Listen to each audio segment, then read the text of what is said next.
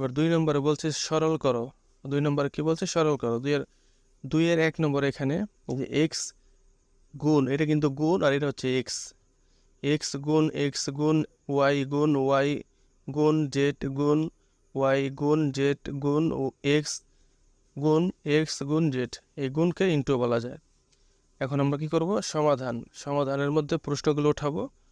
উঠানোর পর এখন এক্স যেখানে যেখানে রয়েছে সব এক্সগুলো একসাথে লিখবো পাশাপাশি।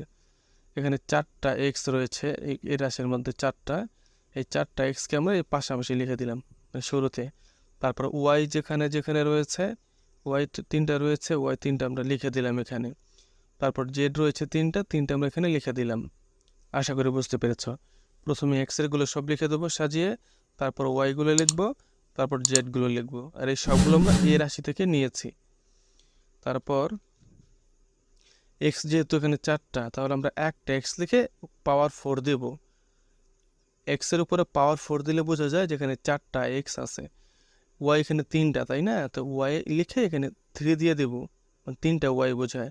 জেড এখানে 3টা, একটা জেড লিখে 3 দিয়ে দেবো, তার মানে 3টা জেড বোঝায়। এটাই অ্যান্সার। 2 নম্বর 2p into 4q into 2q into 3p into 2r into বা গুণ।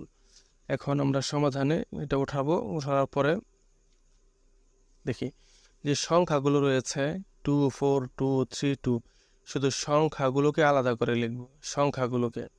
তারপর যেগুলো লেটার রয়েছে মানে অক্ষর রয়েছে পি কিউ কিউ আর, এগুলো আমরা সব আলাদা করে লিখলাম। এখন সব সংখ্যাগুলোকে গুণ দিলে কত হয়? 96। যেমন 4 দুগুণে 8, 8 দুগুণে 16, 3 16 48, 48 দুগুণে 96। তোমরা এভাবে করতে না পারলে ক্যালকুলেটর ব্যবহার করতে পারো। 96 লিখবো। আর এখানে দেখি পি, এখানে একটা পি, এখানে একটা পি, 2টা পি, তাহলে একটা পি লিখে পাওয়ার 2 দিলেই হয়ে যাবে। কিউ রয়েছে 2টি, কিউ লিখে পাওয়ার 2 দিলেই হয়ে যাবে। আর আর রয়েছে একটি, শুধু আর দিলেই হবে। আর যেহেতু একটি, উপরে 1 না লিখলেও চলে। তাহলে এটা হবে আমাদের অ্যান্সার। 3 নম্বর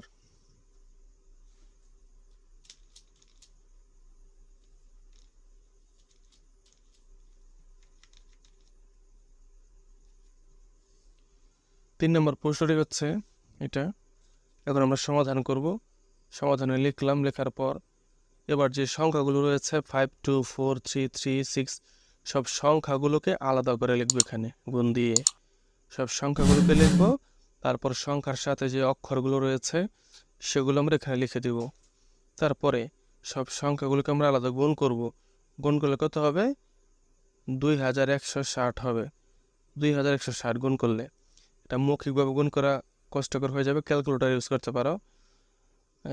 এগুলা গুণ করলে 2160 হয়। তারপর এখানে অক্ষরগুলো আমরা কি করে দেখি?